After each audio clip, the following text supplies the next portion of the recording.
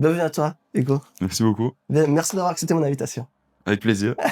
Alors lui, c'est Hugo de Wild, pilote officiel BMW Motorsport, vainqueur du GT World Challenge Europe et l'un des meilleurs pilotes GT3 du moment. Mais ce qui rend cette vidéo particulièrement intéressante, c'est qu'Hugo a roulé en GT3, en LMP3, en LMP2 et même dans la fameuse BMW M3 Touring engagé aux 24 heures du Nürburgring. Tu sais, le poisson d'avril là. Et surtout, on va lui faire tester Le Mans Ultimate sur mon simulateur. Oh, les gars, c'est très différent. Pour savoir si un pilote qui roule au plus haut niveau retrouve réellement les sensations de la piste derrière un écran et un volant. Et honnêtement, les réponses qu'il m'a données m'ont complètement retourné le cerveau. Alors, un conseil, régale-toi, installe-toi et savoure ce moment. Tu me dis si je me trompe, t'as fait de la GT3, Ouais. LMP3, LMP2. LMP2, mais pas encore Hypercar. Non, T'as pas testé? pas encore. Ah ok. J'espère bientôt. Justement, on va discuter de tout ça. En tout cas, moi, ce qui m'intéresse aujourd'hui, j'espère que vous allez aimer cette vidéo, les gars. Encore une fois, on le fait vraiment tranquille. On s'est rencontrés une fois à une soirée de Fun Cup. Et je t'ai proposé, je t'ai dit, est-ce que ça t'intéresserait un jour de venir discuter, partager à la communauty sim racing? Alors, la première question que j'ai envie de me poser, aujourd'hui, tu es pilote professionnel. Et tu fais aussi du simu. Mhm. Mais comment on devient un pilote pro? Parce que j'ai vu une vidéo sur YouTube, t'avais 16 ans, tu ressembles pas du tout maintenant. Tu ressembles pas du tout. Mais j'ai vu une vidéo sur YouTube où t'étais jeune, tu faisais du simu, et puis t'étais en FK, tu t'entraînais. Mais comment est-ce qu'un enfant devient pilote professionnel? Et je voulais savoir, au tout début, c'est quand que ça a commencé? Ça a commencé très jeune. C'est une passion qui m'a été transmise par mon père, qui est journaliste en sport automobile. Lui, il est journaliste, il roule pas. Il a été un peu pilote amateur, en fait. Et mon grand-père aussi, donc tu vois, c'est une passion familiale. Et après, moi, ça a été un peu le projet Mbappé, mais version sport automobile. Et j'ai commencé le karting, du coup, quand j'avais 4 ans. Je fais le premier tour d'Euro à 4 ans. 4 ans. Ouais. Mais 4 ans, alors pour préciser, j'ai des enfants. Mon fils, il va avoir 6 ans là maintenant dans quelques jours. Donc à 4 ans, mon Ouais. fils sur un karting, impossible. Mais si, c'est possible, si. Là, Comment- il est en retard. Si tu veux qu'il aille en Formule 1, là, il faut... Mais comment est-ce possible à 4 ans d'aller sur un Mais karting? en fait, j'arrivais pas à freiner, par exemple, tu vois. Donc, T'arrivais pas à freiner, J'arrivais ouais, pas à parce que freiner, c'était trop j'arrivais lent. juste à accélérer, à tourner le volant. Et en fait, mon père roulait derrière moi avec un autre karting, on avait mis une corde, et c'est lui qui freinait pour moi, quoi, tu vois. Mais ouais, je me rappelle, j'ai des souvenirs vagues, hein, tu te doutes, c'est il y a longtemps, mais de mes premières sensations, c'était au City Kart à Forêt, qui a été abattu entre-temps. Et directement kiffer, c'est la vitesse et l'adrénaline. En fait, moi, c'est quelque chose qui m'a drivé tout le long de ma carrière, et je pense que c'est ma passion pour le sport automobile, elle vient de là aussi. Mais genre, même à 4 ans, t'avais cette adrénaline en toi, tu voulais la vitesse. Encore une fois, je te dis, les souvenirs, ils sont pas Ouais, c'est ça. super Ouais, précis, c'est ça, mais ce que ok. je sais, c'est que, si tu veux, forcément, mon père, il m'a mis dans un karting parce que lui, c'est sa passion, et donc, tu as envie de transmettre ta passion Ok. à ton fils, Ok. mais il y avait j'ai jamais été forcé, tu vois. Je sais, et on me l'a raconté aussi, que c'est moi qui disais, ah, papa, quand est-ce qu'on retourne au karting? Et de base, ça a commencé comme ça. Et puis après, à un moment, tu te prends au jeu, tu vas de plus souvent, tu vois que t'es pas trop mauvais, donc tu dis, bon, allez faire une compétition, la compétition se passe bien, et puis, de fil en aiguille, c'est comme ça que je fais beaucoup de karting, puis après, on est passé à la monoplace. Et puis voilà, C'est comme ça que ça a commencé, quoi. Exactement. Ok. Ouais. Mais il faut dire une chose, c'est que, par exemple, pour faire du karting à 4 ans, est-ce que ça coûte cher? À ce moment-là, ça va encore, honnêtement, Ok. parce que c'était du karting de location, tu vois, c'est Ok. un karting 4 ans. Ok. Bon, ça reste quand même, je pense, les gens connaissent plus ou moins les prix du karting. À ce moment-là, ça va, ça reste accessible. Là où ça commence à devenir plus compliqué, c'est quand tu passes aux 2 temps, donc la catégorie supérieure. Et encore plus, moi je te parle de ça, du coup, c'était il y a 20 ans presque. Mais aujourd'hui, les budgets ont encore fait x2, x3 Ah ouais, mais pour, oui, pour du j'entends karting. ça. Même en GT et tout, maintenant, Mais bon, à l'époque, si tu voulais vraiment faire les choses, il y avait moyen, je pense, une saison de karting au petit niveau, ça devait être, je sais pas, 10-15 000 euros sur l'année. sur l'année. Ok. Donc voilà, Enfin, le championnat pour tout faire, quoi. exactement. Ouais, ça. Ouais, ok. Il y a moyen Il y a encore moyen. il Si y a- tu as vraiment envie, Ouais. il y a encore moyen. Il y a moyen. Ok. Donc là, tu arrives au karting. Alors, tu dois me donner, dans la chronologie, tu dois me dire à un moment donné, c'est quand que tu as commencé le simu. Parce que je sais pas c'est quand, ok? Donc, Ouais. tu as 4 ans, tu commences le karting. Ouais. T'es bon. Qu'est-ce qui se passe après? C'est quoi la prochaine étape pour toi? La plus grande étape? La prochaine grande étape, du coup, toujours en karting, il y a eu les courses internationales, championnat d'Europe, championnat du monde, etc. T'avais quel âge? Là, à ce moment-là, c'était plus 12-13 ans. Ah ouais, quand même. Donc, Ok, et pendant 4 ans, à 12-13 ans, Là, c'était championnat de Belgique, tu montes de plus en plus, dans des petits, tu passes en mini, puis tu passes en micro-max, il y a plein de championnats, et à chaque fois par rapport, un peu comme dans le foot, tu vois, par Ok. rapport aux catégories d'âge, tu es censé être dans telle ou telle catégorie. Moi, généralement, j'étais toujours le plus jeune, j'essaie d'aller dans la catégorie d'au-dessus, pour rouler avec les grands, et c'est comme ça que tu apprends le plus. Et puis après, ben, forcément, quand t'es petit, t'es pilote, tu regardes la Formule 1 tous les dimanches en famille, ton rêve, c'est la Formule 1. donc là, tu rêves quand même d'y arriver. Et tu te dis, Ouais. est-ce que je vais y arriver ou pas? Ouais, je pense que tu y crois, évidemment. Tu crois? Non, tu te dis, ouais, je vais y arriver. C'est un rêve, c'est un Ok. rêve. C'est un rêve et un objectif en même temps. Mais moi, j'ai toujours dit, la Formule 1, c'est un rêve parce qu'il y a tellement de paramètres pour arriver en Formule 1 que tout n'est pas dans ton contrôle. Alors que gagner Exact. les 24 heures du Mans en hypercar, ça, c'est vraiment un objectif, tu vois. Ça, c'est C'est et c'est toujours mon objectif On aujourd'hui. va en parler. Justement, c'est trop intéressant. Moi, j'adore. Parce que moi, je roule pas en vrai, tu vois. J'ai des petites expériences, mais des petits tests track day, mais c'est trop intéressant d'avoir la vie d'un vrai pilote, puis aussi la simu. Alors, t'avais 4 ans, t'es arrivé à 12 ans, puis tu me dis, là, voilà, là, il y a eu une étape. Mais entre 4 et 12 ans, est-ce que toi, en tant qu'enfant, tu voyais un peu des volants de simu, etc. Ou alors pas du tout. Tu calculais même pas tout ça. Non, non, à l'époque, Même ton honnêtement, papa, il calculait pas tout je ça. pense que ma toute première expérience de simu, c'est un Logitech G29 Exact. que j'ai eu justement plus ou moins à ce moment-là. À 12 ans. 12-13 ans. Mais avant ça, Avant ça, non. genre, tu te dis pas, ça existe un Non. volant avec un jeu vidéo. Non, non, non. Ça- Avant ça, c'est Mario Kart, mais Simu, rien à rien. Rien à voir. Non. Ok, ouais, c'était quelle année là? 2015? Ouais, 2015 plus ou moins. Oh, quand même, quoi. Il y avait encore Fanatec qui était arrivé. Et donc Ouais. là, Non, j'étais jeune, je me C'était pas rendais ton pas truc, compte. quoi. C'est vraiment quand on a envisagé le passage à la voiture, à la monoplace, etc. c'est là que ça a commencé. C'est là que ça a commencé et je jouais sur Project Cars sur Ok. PlayStation. Justement, on va revenir sur ça. Donc, à 12 ans, t'arrives, qu'est-ce qui se passe? À ce moment-là, t'es où? Et tu commences le simu, tu m'as dit vers 12-14 ans, c'est ça? Ouais, le premier volant du coup, de simulation, c'était le G29. Là, c'était vers 12-13 ans. Mais là, c'était juste pour le kiff, tu vois. J'avais reçu ça en cadeau de Noël. J'étais Ouais, comme ok. un fou. Ok. Je jouais sur la PlayStation 4, etc. Et puis après, en fait, vers mes 14 ans, c'est là où j'ai décidé, fin de mes 13 ans, 14 ans, de faire le pas en monoplace, Formule 4. Et donc, du coup, au lieu de jouer, je sais plus, avec plus des GT, des protos, tu sais, des LMP1 ou des F1, Là, t'étais sur Ben, Project Cars. Project Cars, ouais. Ok.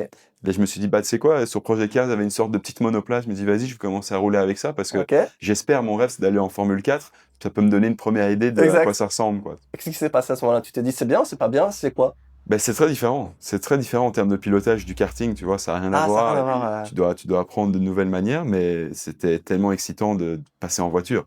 Quand Ok. tu viens du karting, passer en voiture, c'est une grande étape. Mais donc, t'arrives à 12 ans, tu décides de passer du karting en Formule 4. À ce moment-là, qu'est-ce qui fait que tu passes du karting en Formule 4? Est-ce que tu te fais repérer? Est-ce que tu dois chercher des sponsors? Ou est-ce que tu mets l'argent de la famille? En fait, la règle, l'histoire, c'est quoi? C'est qu'il y avait une règle à l'époque que moi, mon rêve, c'était de devenir champion du monde de karting. Ça, c'est ton rêve. Ça, c'était un de mes objectifs, quoi. Et j'ai fait le championnat du monde en 2016. Du coup, à ce moment-là, ouais, j'avais encore 13 ans. Et j'avais fini, je pense, 11e. Et l'année suivante, je pouvais redoubler, donc refaire le championnat du monde, mais en deuxième année. Donc, tu as plus d'expérience, tu es meilleur et aller dans une top équipe. Et en fait, la FIA a changé les règles. Et du coup, avant, je sais plus exactement c'était quoi, mais en tant que j'allais avoir 14 ans, du coup, et là, je devais aller dans la catégorie supérieure. Donc, au lieu d'être dans ma deuxième année avec les plus jeunes et d'être dans les favoris, ben, je devais me retrouver dans la catégorie d'au-dessus avec des mecs qui avaient 16, 17, 18 ans. Donc, je redevenais un peu un débutant. Et donc, en fait, on a réfléchi, on s'est dit, ça n'a pas de sens pour moi de continuer à faire du karting. Mon objectif, c'est de passer en monoplace. Autant directement aller, même à 14 ans, j'étais devenu le plus jeune pilote du monde à passer en F4. Ah ouais, le plus jeune pilote du monde a passé en F4. Ouais, à ce moment-là, ouais. Je fais mes premiers tours de roue en F4 à 13 ans et 10 mois. Et première course à 14 ans. Je pourrais t'envoyer des photos, tu Ouais. verras, je suis un enfant. Maintenant, aujourd'hui, je revois ces photos, je me dis, mais waouh, mais comment j'ai fait ça quand j'étais si jeune? Mais la question du financement, parce Ouais. que ça revient tout le temps. Comment on finance ça? Écoute, j'ai beaucoup de chance d'avoir un père qui est très dévoué. Donc moi, pour être en toute franchise, moi je viens vraiment d'une famille de la classe moyenne. Ok, Donc j'ai jamais été financé par mes parents. ok, On sait que dans ce sport, évidemment, il y en a beaucoup bien sûr. qui ont la chance d'être financés par leurs parents de plus en plus.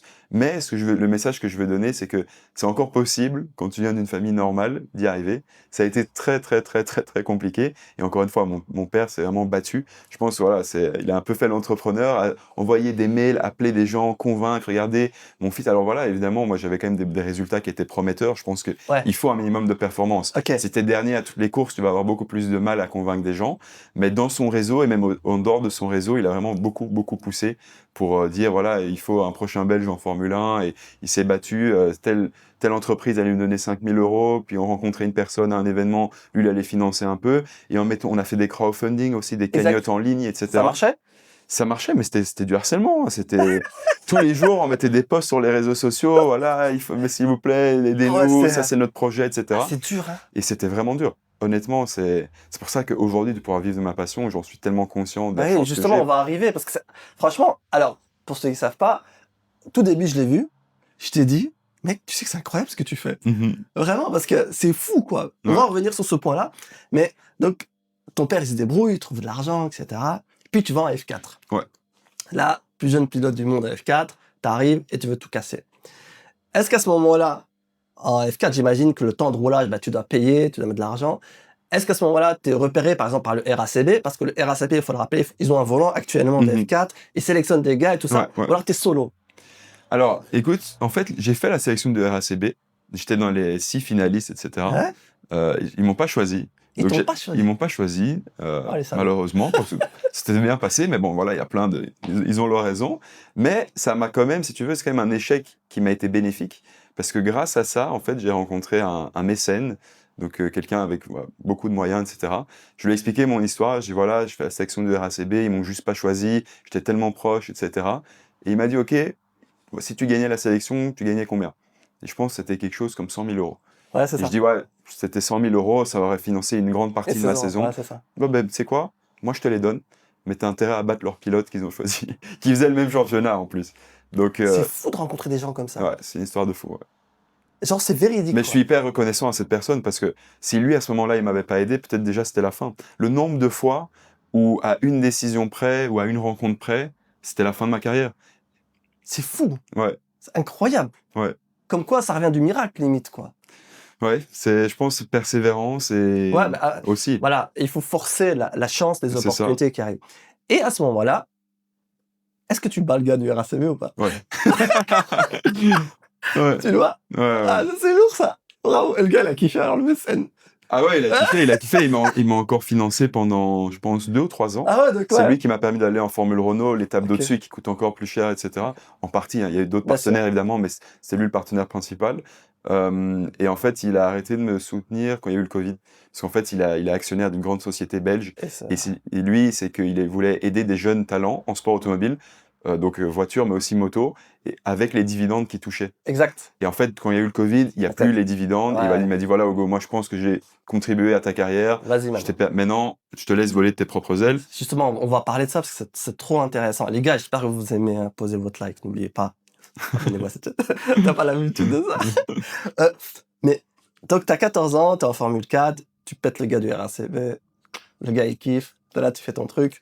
Mais la question maintenant, est-ce qu'à 14 ans, en te préparant à cette F4, c'est à ce moment-là que tu commences le vrai simu ou pas? Ouais, je pense que le vrai simu, je l'ai commencé à la fin de ma première saison de Formule 4. Parce que justement, dans tout cet engrenage de financement, il n'y a pas de secret. Le sport automobile, c'est comme tous les sports. Au plus tu t'entraînes, au meilleur t'es. Mais la différence, c'est que si tu fais de la course à pied, c'est que toi et ta motivation. Tu prends tes chaussures, tu vas courir, tu as envie de courir Exact. 3 fois par jour, c'est que toi et ta motivation. Là où le sport auto, tu peux être le mec le plus motivé du monde, ça coûte de l'argent d'aller rouler. Ça coûte en Formule 4, je me rappelle plus exactement, mais je pense que c'est quelque chose comme 7-8 000 € par journée d'entraînement. Donc, tu vois, tu peux pas. Et ceux qui ont le plus de moyens s'entraînent plus. Exact. Et donc, tu as peut-être un peu plus de talent, mais eux, ils roulent plus que toi. Ouais, Et donc, c'était compliqué. Et donc, je me suis dit, OK, comment est-ce qu'on peut trouver une solution pour essayer de combler ce gap? Parce que j'aurais jamais les budgets de m'entraîner 20-30 journées de test C'est comme ça. le font d'autres. Et c'est là où je commençais à entendre de plus en plus parler du simu. Je dis, OK, mais c'est un investissement en fait. Tu investis, je pense justement, mon premier simulateur, c'était quelque chose comme 7-8 000 €. Ok. Mais c'est l'équivalent d'une journée de test, sauf qu'après, tu as quelque chose chez toi à la maison et ça te permet de découvrir des circuits, etc. Donc, c'est là où ça a commencé. Ok. Et donc là, tu commences le simu. C'est qui t'en parle en premier? Est-ce que c'est toi, c'est ton père ou c'est l'entourage? Ou alors c'est les Non, réseaux? tu sais, j'étais quand même dans le monde du sport automobile IRL, comme on dit. Ouais. Donc, t'entends parler de iRacing, t'entends. Ok. Et j'étais là, OK, c'est intéressant. J'en entendais dans les paddocks, ça parlait à droite à gauche. Je dis, bon, il disait qu'il y avait un bon niveau, que tu pouvais te battre contre des vrais pilotes. Exact. Et j'ai rencontré une fois un photographe qui avait un sim chez lui. Et c'était un photographe en sport auto qui m'a dit « Ah, mais moi j'ai iRacing, j'ai un Top Simu chez moi. Viens Il habite à Bruxelles, viens tester. » Et j'ai été tester chez lui et j'ai kiffé de fou et c'est comme ça que ça a démarré. Puis là, tu t'es équipé. Ouais, c'est ça. Voilà. Et donc, pendant ta saison F4, tu t'es entraîné au simu. C'est ça, ouais. Est-ce que tu t'es entraîné au simu par plaisir ou alors surtout aussi par volonté de t'entraîner, comme tu dis, pour combler le trou d'entraînement que tu as? Il y avait un peu des deux. Il y avait des circuits, par exemple, je me rappelle, dans ma deuxième saison, on allait rouler à Pau-Arnos. C'est un circuit en ville. C'est Ok. l'équivalent de Monaco, Ok. mais en France. Et ça, évidemment, c'est un circuit, tu peux pas rouler, tu peux jamais t'entraîner là-bas. Donc là, j'avais fait du simu, ça m'a beaucoup aidé. Ça m'a beaucoup aidé aussi pour tout ce qui est racecraft. Donc tu vois, dans le simu, tu peux prendre des risques, essayer de comprendre comment doubler, comment défendre, etc. Au pire, ça passe pas, mais t'apprends et c'est très similaire de la vraie vie. Et donc c'est peut-être pour ça. Après, t'avais aussi du plaisir. Parfois, Ok. j'allais kiffer, je fais juste avec des potes, on faisait les cons et on passait des soirées. On faisait on choisissait des différents combos de voitures, circuits, et on faisait un peu un concours d'ego, qui va être le plus rapide, puis on faisait une course, et tu kiffes trop aussi, donc c'est chouette. Ah, parce qu'en fait, en gros, le simu, il t'a aidé à t'entraîner sur circuit que tu connaissais pas. Et à ce moment-là, alors, je sais pas si tu savais, j'ai aussi une expérience en Formule 4. Ok. Et donc, c'est incroyable, c'était top. J'ai roulé sur le circuit club de Manicourt Ouais. avec une Mégane.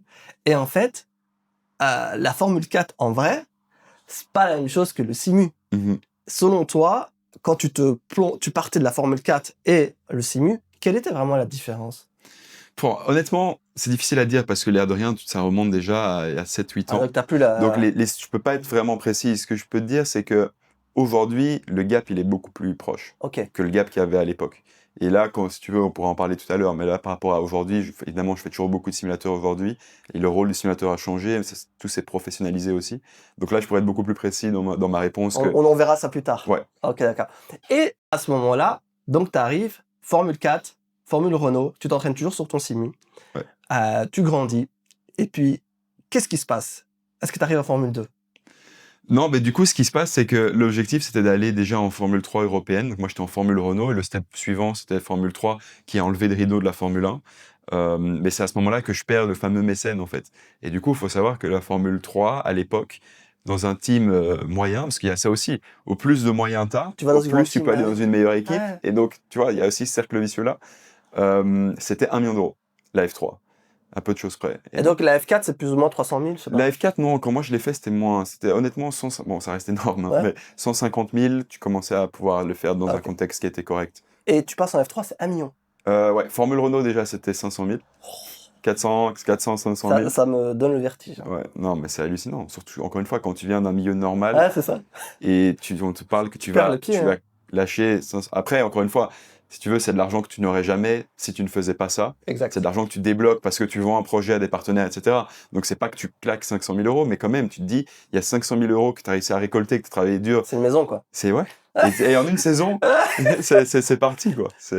C'est assez hallucinant. Ok. Et donc là, tu arrives en Formule 3, tu peux pas le faire parce que Donc t'as pas voilà, d'argent. c'était l'objectif, c'était Formule 3, plus possible. Là, c'est un moment très difficile de ma carrière parce qu'en gros, je comprends que à partir du moment où tu quittes la monoplace, la F1 pour toi, c'est mort.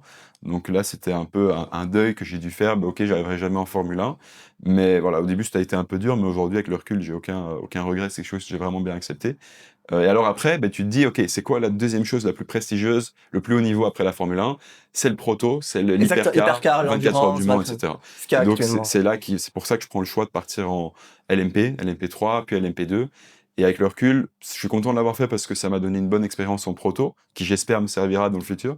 Mais c'était peut-être pas le meilleur move parce qu'en fait, en proto, t'as pas vraiment de constructeur. Et c'est pour ça qu'au fur et à mesure de ma carrière, j'en suis venu à la conclusion de me dire, en fait, il faut que j'aille rouler en GT. Parce qu'en GT, tu roules pour une marque, tu roules pour un constructeur. Donc, le premier move que j'ai fait, c'est que j'ai été roulé en Super Trofeo avec Lambo. Exact. Parce qu'eux ont une filière jeune pilote derrière, etc. Et je me suis dit, ok, je vais aller rouler dans leur marque. Et si je leur montre que je suis dans leur Lamborghini, je suis très vite, etc., peut-être qu'une opportunité va venir. Mais là, tu payes, là, pour Et aller là, rouler tu finances toujours. Mais au fur et à mesure de ma carrière, heureusement pour moi, quand même, j'ai montré des bons résultats. Et donc, je payais de moins en moins. Si tu veux, j'avais une crédibilité, on va dire, qui s'installait. Donc, je roulais dans des équipes qui étaient de mieux en mieux, dans des meilleurs contextes, en devant payer de moins en moins. Et donc, en plus, tu faisais de la perf, au moins tu payais parce C'est que ça. tu gagnais pour la marque, quoi. C'est ça. Mais moi, j'ai une question. J'imagine qu'il y en a beaucoup qui se posent. Alors, c'est très, très naïf de ma part. Mais tu vois, tu arrives et tu dis, voilà, je fais le move, ma strat, d'aller rouler par un constructeur, vu que maintenant tu as réussi, on va en rêver justement, tu dis, OK, je fais le move d'aller là. Donc, il te faut quand même un peu d'argent au début Bien sûr. pour pouvoir aller là. Donc, qu'est-ce que tu fais? Ton papa, toi, tu vas chercher des sponsors, peut-être les mêmes qui reviennent. Prenons l'exemple d'un sponsor. Je sais pas si on peut en parler, mais si tu as un sponsor type, exemple, il vient, il te donne 50 000 euros. Mhm. Qu'est-ce qu'il y gagne, lui? Mais justement, en fait, ça a été ça, toute la réflexion de ma carrière, c'était d'arriver à être inventif, à donner un return aux sponsors. Pour être tout à fait honnête, je pense que 80, voire 90% des gens qui m'ont sponsorisé, c'est des passionnés de sport automobile qui ont des grandes sociétés et tu leur vends le projet, tu leur vends un rêve, le contact passe bien et ils veulent t'aider, ils croient en toi, ils disent écoute, moi j'ai la possibilité, ma société fait beaucoup de chiffre d'affaires, il y a aussi fiscalement le sponsoring, Exact. ça peut être déductible, donc il y a aussi des intérêts pour eux et eux ils sont contents, ils te sponsorisent, tu mets leur logo, tu les invites sur tes compétitions, ils te aiment bien. supportent, ils te soutiennent, ils aiment bien. Après, justement, on a commencé à se dire ouais mais il faut plus que ça. Il faut essayer qu'il y ait un return et donc c'est pour ça que on a commencé à essayer de créer des événements de networking, essayer de dire ok tu me sponsorises, je t'offre mon casque, je t'offre ma combi, tu es invité à faire une expérience en passager à côté de moi et c'est pour ça que là encore aujourd'hui on en parlait juste avant off caméra, j'essaye de développer mes réseaux sociaux pour avoir aussi une communauté et pouvoir dire ok je peux faire aussi éventuellement des publicités sur les réseaux sociaux et essayer d'avoir un return qui est plus concret. Mais réalistiquement la majorité des gens qui m'ont aidé, si tu vois, le mécène, il m'a jamais rien demandé. Il m'a dit, voilà, je te donne l'argent, Pour tu le dis à l'histoire. personne, tu dis pas que moi je t'ai donné l'argent, tu mets pas un autocollant sur ta voiture, parce que si tu le fais, tout le monde va venir me demander de l'argent après, j'ai pas envie. Et donc, tu vois, Pour l'histoire, quoi. c'est vraiment des passionnés qui aident des jeunes espoirs, quoi. Ok, bah voilà, c'est très intéressant parce que, tu sais, moi de mon côté, je suis un peu dans le côté business, réaliste. Moi, une marque, elle vient me sponsoriser parce qu'elle gagne de l'argent, tu Ouais, vois. ouais. Je veux dire, il y a pas de... Mais toi, c'est vrai que, alors, en fait, il y a un autre aspect, c'est que il y a le networking, mais en Mhm. même temps, il y a le fait qu'ils sont fans de ce promoteur. C'est super intéressant parce que aussi, ça brise un peu ce mythe de, ok, il faut trouver des sponsors, mais il faut trouver la bonne cible, en fait. Mhm. Et c'est ça qui va être ultra complexe. Et donc là, tu arrives en Super Trophéo, tu fais tes preuves, super rapide, et puis tu passes en GT. Ouais, donc après le Super Trophéo, l'objectif c'était le GT3. Je pense qu'aujourd'hui en GT, le GT3 c'est là où il y a le plus haut niveau. Exact. Donc là j'ai eu des opportunités avec Lambeau parce que j'avais fait un concours avec eux et que j'avais remporté, donc ils m'ont un peu placé. Et puis sur la même année, j'ai eu la chance de rouler avec un team Audi, Saint-Éloque, qui m'ont aidé à participer à mes premières 24 heures de Spa. Et là j'ai fait une perf vraiment bien en qualification et en course. Et après, je continuais de pousser. Tu vois, moi, j'ai toujours voulu pousser. Donc, j'imprimais des CV avec toutes mes perfs, avec des analyses, parce que c'est très compliqué quand tu regardes de l'extérieur de vraiment bien comprendre. Tu vois, parce qu'il y a tellement les pneus sont différents, l'essence est différente. Il y a tellement de pilotes, il y a tellement de marques, il y a la balance de performance, etc. Mais moi, je tenais une sorte de CV avec tout ce que j'avais fait. Voilà, dans telle voiture, voilà ce que j'ai fait. Et pour essayer de me vendre. Et je me rappelle, je devais rouler normalement à une course à Monza avec le team d'Audi qui devait m'inviter, etc. Parce que il m'avait invité, c'était bien passé, j'avais fait une bonne perf, il devait me réinviter. Je devais normalement rouler. Et puis 3 jours avant la course, 3 jours avant. le team a trouvé un pilote qui leur amenait, je pense, 30 000 euros. Et donc le patron, il m'a appelé, il m'a dit Hugo, je suis désolé et tout. Moi, vu que j'avais pas de pilote, je voulais te prendre toi parce que voilà, t'as bien roulé pour nous. Là, je trouve un pilote qui m'amène 30 000 euros. Moi, je reste chef d'entreprise. Bah, du coup, tu rouleras pas. Mais moi, j'ai déjà booké mes avions et je devais bosser après sur place. Et du coup, j'avais été imprimer mes petits CV où j'avais mis toutes mes perfs et j'essayais de me vendre, quoi. Tu vois, voilà ce que j'ai fait dans tel championnat, dans tel truc, etc. Et j'ai été dans le paddock, du coup, parce que j'étais quand même sur place. Je pense que j'étais dans toutes les équipes. J'ai été, donc, bonjour, voilà, moi c'est Hugo, il est où le patron? Ok, tac, je lui ai donné mon CV que j'avais imprimé et je dis voilà, ça c'est ce que j'ai fait. Moi j'ai pas d'argent, mais j'ai la dalle, je veux devenir pro. Si vous avez une opportunité, pensez à moi, appelez-moi. Et donc j'ai été en l'occurrence aussi dans une des équipes BMW. Et le patron m'avait dit à l'époque, ouais, désolé, nous dans notre équipe, j'étais WRT. Il disait dans notre équipe, soit t'es professionnel pour BMW, c'est BMW qui te place chez nous, soit t'es client, mais nous faire rouler des pilotes gratuitement, c'est très compliqué. Et la vie a fait que, c'est une histoire assez longue, mais BMW a eu besoin d'un nouveau pilote et ils se sont dit, au lieu d'aller recruter un pilote d'une autre marque, chez Mercedes, chez Lambo, etc., on veut recruter un jeune pilote. Donc on va faire un test on va sélectionner 6 jeunes pilotes prometteurs. Ah ouais. Et vu que moi j'avais été poussé, etc., WRT, ils se sont dit, ah, mais lui, c'est vrai qu'il est bon, etc., c'est quoi, sa chance, on va lui donner, on va l'inviter à ce test-là. Trop grave type. Ouais. Et c'est un gars qui a décidé ça ou c'est plutôt une équipe? C'est BMW parce que eux aussi ils regardent ce qui se passe en GT3. Mais c'est BMW, je veux dire, est-ce que c'est un gars qui décide ou alors c'est plusieurs gars? Honnêtement, comment je m'y suis retrouvé, je sais pas tellement. Je sais que eux ils regardent les résultats. Je sais que moi j'ai poussé chez WRT, mais aussi chez d'autres pilotes BMW. Je connaissais aussi des pilotes qui étaient chez BMW, des Belges notamment. Et j'ai essayé de pousser, je les ai appelés, j'ai dit ouais, est-ce que t'as vu ce que j'ai fait, etc. Et je pense que finalement le bouche à oreille, etc. ont fait qu'ils se sont dit bon, on va lui donner sa chance. Et après voilà, je l'ai saisi. Le test s'est super bien passé et ça en est venu que j'ai eu mon premier contrat pro avec BMW. Donc il y en a 6 qui sont testés. Ouais. T'es parmi les 6. C'est ça, T'es bon. c'est ça. T'es parmi le meilleur. Ouais. Est-ce que t'es le plus rapide? Oui, en fait, c'était 3 jours de test, 2 pilotes par jour de test, et un pilote pro de BM en référence. Et lui, il roulait avec vous, donc il y avait c'est 3. ça. Donc à chaque fois, il faisait simulation d'essai libre, simulation de qualif, simulation de course. D'abord le pilote de la marque, pilote référence, et ensuite les 2 jeunes. Comme ça, tu pouvais vraiment comparer. Et moi, ça s'était super bien passé. Et après, il n'y a pas que il regarde pas que la performance pure. Ouais. Il regarde aussi comment tu donnes ton feedback, comment tu parles avec eux, Ouais. comment ta régularité. C'est marketable Et aussi. c'est ça, il y a plein de paramètres, tu vois, mais... Il n'y a pas que la vitesse pure, quoi. Non, mais bon, la vitesse pure était là à ce test, et donc, ouais, ça... Je me rappelle toute ma vie, j'étais à Dubaï en train de coacher un de mes pilotes, et le patron de BMW qui m'appelle pour me dire « Bon, Hugo, voilà, tu vas être pilote pro, tu vas être payé, tu vas avoir une voiture de T'avais fonction. quel âge? » Ben, c'était il y a 1 an et demi maintenant. Ah ouais, donc c'est tout récent. C'est hyper récent, ouais. Donc là, t'arrives en Super Trofeo. Enfin, t'arrives... Ah non, Audi. Tu devais faire la manche de Audi. Il t'appelle 3 jours avant. Il y en a un qui vient, il paye. Moi, Ouais, je suis un c'est businessman, mort. il me faut de la thune. Ouais. Et toi, t'es là, t'arrives avec tes CV, et puis, de fil en aiguille, t'es un peu dans le down, tu dis, est-ce que je vais Ouais. rouler, est-ce que je vais pas rouler, pouf, il y a un call. Ouais, il se passe 6 mois entre-temps. 6 mois. Le test vient. Donc moi, je termine ma saison. Tu sais, j'étais en cours d'une saison quand Ouais. même. Je fais mes courses, etc. Je continue de pousser à droite, à gauche. Et je vois 4 ou 5 mois plus tard, vient du coup cet appel de la dernière course de la saison. Je suis à Barcelone. Et là, dans le paddock, je continue de parler avec les gens, etc. Il me dit, Hugo, on te tient au courant, mais il y a peut-être un test qui pourrait être intéressant pour toi. Et voilà. Et 5 mois plus tard, je teste avec BMW. Le test se passe bien et ça en vient sur mon premier contrat. Qui t'a signé il y a 2 ans. Fin 2024. Donc la saison 2025. récent, en fait. Ouais. Là, je suis dans ma 2e saison en tant que pro. Et donc, tu fais une première saison chez BM. Ouais. Et quand t'arrives à ce moment-là, est-ce qu'entre-temps, tu fais quand même du simu pour être meilleur sur la piste ou pas? Tout le temps. Moi, le simu, j'essaye. En fait, il y a 2 trucs. C'est que j'avais toujours eu mon propre simu à la maison, sur lequel je roule beaucoup, sur iRacing, etc. Mais je vais aussi dans des centres pro. Donc, par exemple, quoi? BMW, ils ont maintenant un simu spécialisé pour l'hypercar, qui est des simulateurs d'une autre gamme. C'est des simulateurs à 3 millions d'euros, avec toute une équipe d'exploitation derrière. Vraiment des simulateurs. Beaucoup utilisent Dynisma.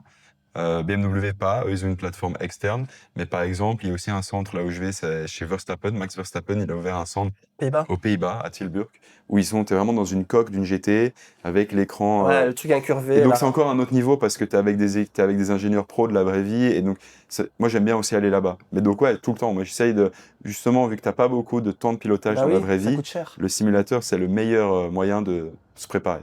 Et maintenant, tu vois, en pourcentage, combien d'heures tu faisais par exemple sur la semaine sur ton simu?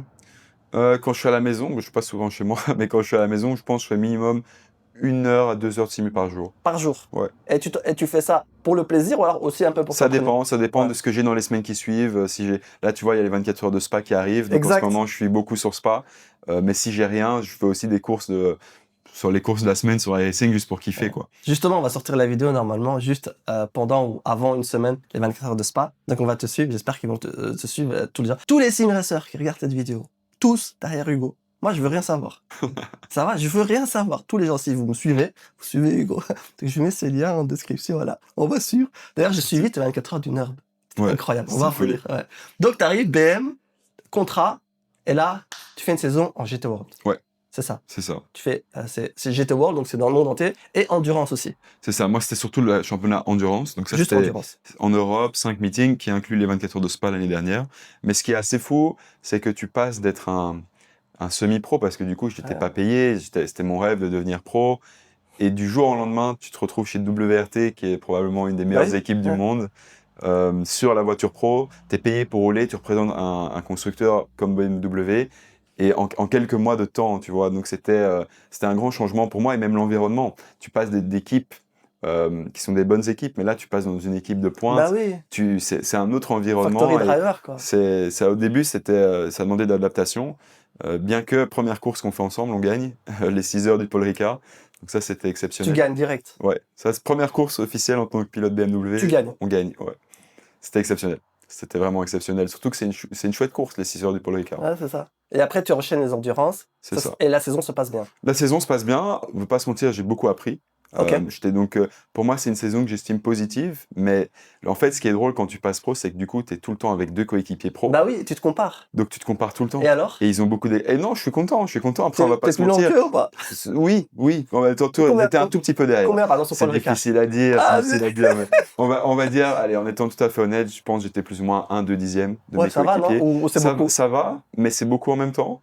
D'un autre côté, c'est ma ok. première saison dans la voiture, c'est ma première saison en tant que pro, c'est que ma deuxième saison GT3, là où mes coéquipiers ont beaucoup plus d'expérience, donc c'est difficile à dire. Après, je pense que ça m'a un peu retourné le cerveau de tellement tout le temps me comparer avec eux, d'être là, putain, je veux être aussi bon qu'eux, Alors que tu dois te concentrer alors sur qu'en toi. fait, tu dois te concentrer sur Ouais. toi-même. Et depuis que je me suis dit, ok, j'arrête de vouloir être meilleur qu'eux ou aussi bon qu'eux, juste je kiffe, je donne mon meilleur, et ben depuis que je suis dans cette approche-là, ça va beaucoup mieux. Mais j'ai blindé appris, moi c'est comme ça que je le vois, c'est que on gagne une course, on finit 3e du championnat, j'ai pas fait d'erreur, j'ai beaucoup appris, donc c'est une saison ultra Incroyable, positive. bien Et sûr. il faut rester réaliste, tu sais pas être au même niveau que des pilotes d'un tel niveau dans ta première saison.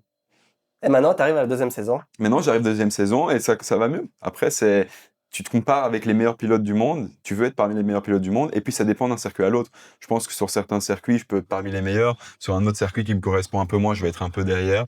Mais l'objectif, évidemment, c'est d'essayer de constamment être régulier parmi les meilleurs.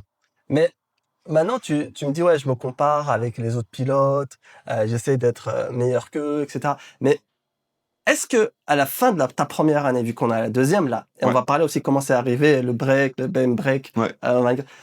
est-ce que tu te dis, est-ce que BM vont garder, ou alors il y a moyen qu'ils me disent ciao Bah, c'est à la ça, fin de l'année? c'est ça qui est toujours stressant, c'est qu'en fait, nous, on a des contrats qui sont très courts. Et donc, c'est un peu, tu sais que si tu performes pas, potentiellement, bah, t'as plus de contrat. C'est la pression, elle est Donc, folle, il y a non? beaucoup de pression, en fait. Et c'est ça qui est difficile à manager parfois, c'est que bah, cette pression-là peut te coûter un peu de performance. Donc, là-dessus aussi, j'ai beaucoup appris. Arriver à gérer cette pression, arriver à mieux gérer toutes ces situations-là et à moins penser à ça et à plus être dans, ok, maintenant, quand je suis dans la caisse, juste je kiffe, je donne mon meilleur boulot et tu penses pas, ouais, mais attends, si je fais une erreur, peut-être que. Et ça, encore une fois, ça vient avec l'expérience. Et, tu parles d'expérience, mais franchement, tu as une année d'expérience en pro. Mais c'est ça. C'est dur, hein, tu vois? C'est pour ça qu'il faut pas être. J'ai appris à pas être trop dur avec moi-même. Je pense que si tu es trop dur avec toi-même et que tu veux tellement tout le temps être dans l'excellence, ça peut être contre-productif.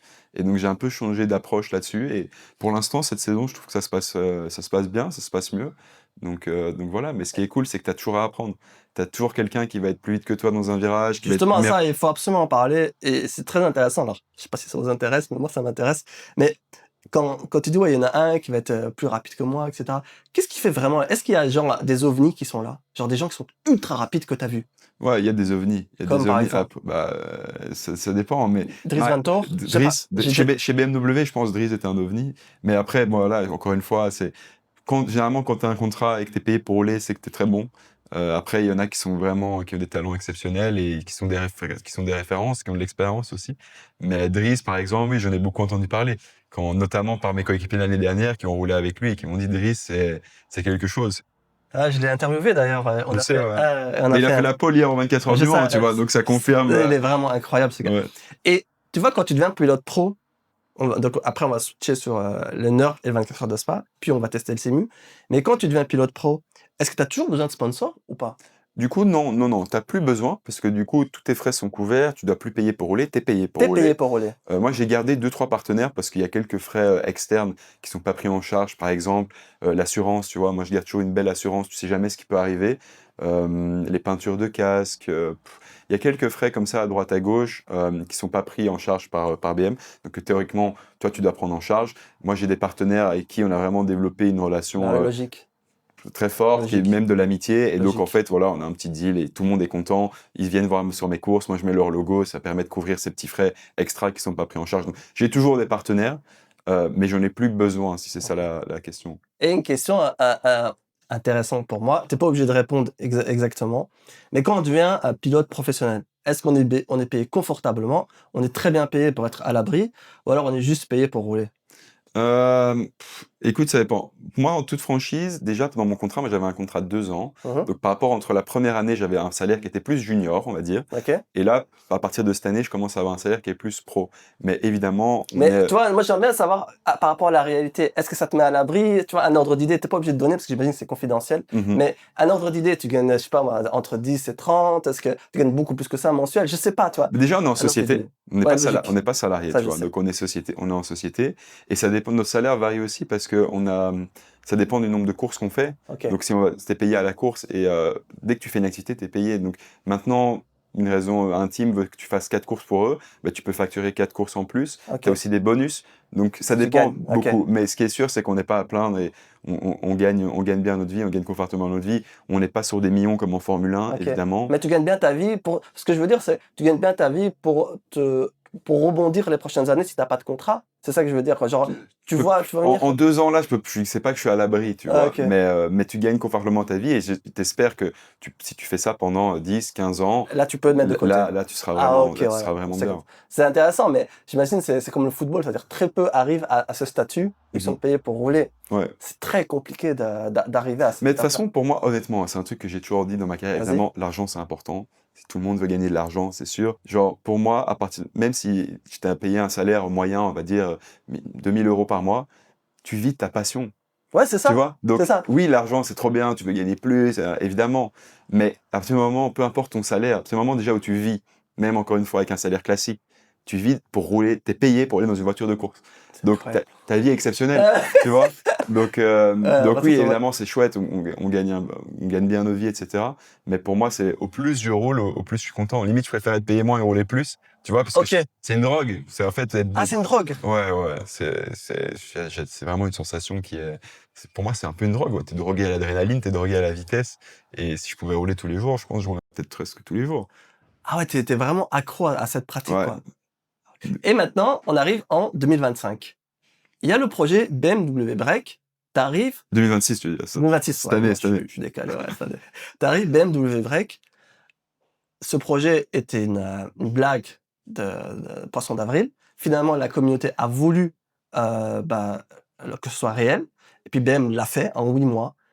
Comment ça se passe? C'est eux qui t'ont dit, Break, viens rouler sur la voiture? Comment ça se passe? Écoute, moi, la première fois que j'en ai entendu parler, c'était à Barcelone l'année dernière. Donc, c'était la dernière course du GT World. C'était en octobre. J'avais une réunion un peu de débrief de fin de saison avec une de mes boss chez BMW. Et pendant cette réunion, on parle de la saison et on parle du futur. Et elle me dit d'ailleurs, bon voilà, pour l'année prochaine, ça c'est plus ou moins ce qu'on attend comme programme pour toi, mais tu sais, il y a beaucoup de paramètres, donc c'est jamais sûr encore. Et elle me dit, mais je peux déjà te dire que tu feras les 24 heures du Nürburgring dans un projet très spécial. Et elle me le tease un peu et tout. Et là, je suis là, mais je comprends pas. Pour moi, c'était en GT3 et c'était une folie. Aller sur le Nordschleife en GT3. C'était la première fois que tu le faisais? J'avais jamais fait. Moi, j'ai fait mes débuts en GT3 du coup cette année. Et là, elle me dit, tu vas rouler sur la M3 Touring GT3, le poisson d'avril qu'on a fait sur les réseaux, mais on va vraiment le faire. C'est ultra C'est un confidentiel. truc de fou, ça. C'est une folie. C'est une folie. Et honnêtement, c'est une voiture qui va rester dans l'histoire. Et je suis Bah oui. tellement reconnaissant d'avoir pu faire partir de ce projet. C'était incroyable. Moi, j'ai suivi. C'est la première fois que j'ai suivi 24 du Nord en intégralité, parce qu'il y avait Max et tout. Puis il y avait toi. Puis donc, toi, comme maintenant, toi, je te connais. Puis je connais aussi Driss, tu vois. Et donc, Ouais. j'essaie de suivre un peu les pilotes que j'ai connus, tu vois. Et d'ailleurs, tu dois suivre Hugo. Et donc, tu arrives aux 24 heures du Nord, tu pilotes avec cette BM Break. Est-ce qu'en vrai, c'est différent d'une vraie BM GT3 ou pas? Le fait d'avoir une break. Différent, oui, évidemment, c'est différent. Mais honnêtement, en termes de pilotage, presque pas. Ah ouais, c'est la même chose qu'une Presque pas. GT3. Déjà, pour te dire, le volant, le dashboard, le contrôle panel, tout est pareil. Toute la face avant, c'est copier-coller de la M4. C'est vraiment la partie arrière qui change. Mais quand tu roules, tu sens presque pas la différence. Ouais. La voiture est un peu plus rigide à l'arrière, la Touring, ce qui nous aidait à bien faire fonctionner les pneus, en fait.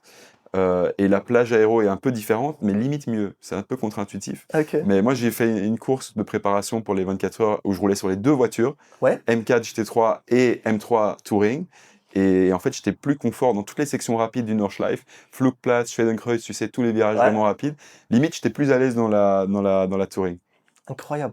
Mais Incroyable. c'était une fois un projet, elle va plus reprendre la piste, j'imagine. A priori, non. Elle sera là à la parade des 24 heures de Spa, donc elle va encore faire des apparitions, mais a priori, elle prend plus la piste. Après, quand je vois comment dire, le buzz qu'il y a eu autour de cette Bah oui, voiture c'était et incroyable, l'engouement. bah ouais.